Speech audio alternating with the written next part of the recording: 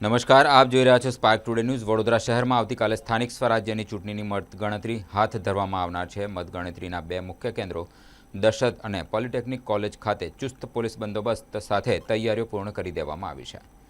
ખાસ કરીને polytechnic college ખાતે થનારી મતગણતરીને ધ્યાનમાં રાખીને શહેરના મહત્વના માર્ગો પર ટ્રાફિક ડાયવર્ઝન જાહેર કરવામાં આવ્યું છે। આવતીકાલે સવારે 5 વાગ્યાથી મતગણતરીની પ્રક્રિયા પૂર્ણ ન થાય ત્યાં સુધી ફતેગંજ બ્રિજ અને પંડ્યા બ્રિજ વાહન વ્યવહાર માટે સંપૂર્ણપણે બંધ રહેશે।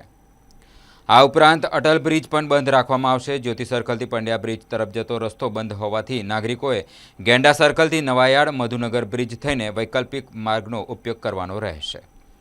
રેલવે સ્ટેશન તરફ જવા માટે અલકાપુરી ગરનાળા અથવા જૂના વુડા ઓફિસ પાસેના રસ્તાનો ઉપયોગ કરી શકાશે।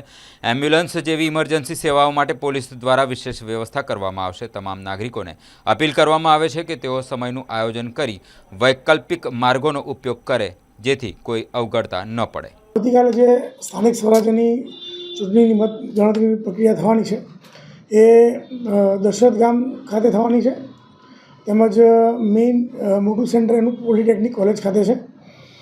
આ પોલિટેકનિક મતગણતરી સેન્ટર જે છે તેના કારણે પંડ્યા બ્રિજ અને ફતેગંજ બ્રિજ બંને ડાયવર્ટ કરવામાં આવશે, ત્યાં કોઈ આવી નહીં શકે।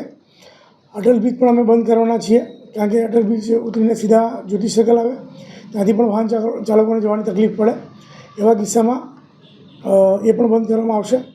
અને આનો સમય છે જે સવારે 5 વાગ્યાથી, તો એ જે મતગણતરી જે છે એ લગભગ 12-1-2 વાગ્યા સુધીમાં પૂરી થાય પછી એને ખોલવામાં આવશે।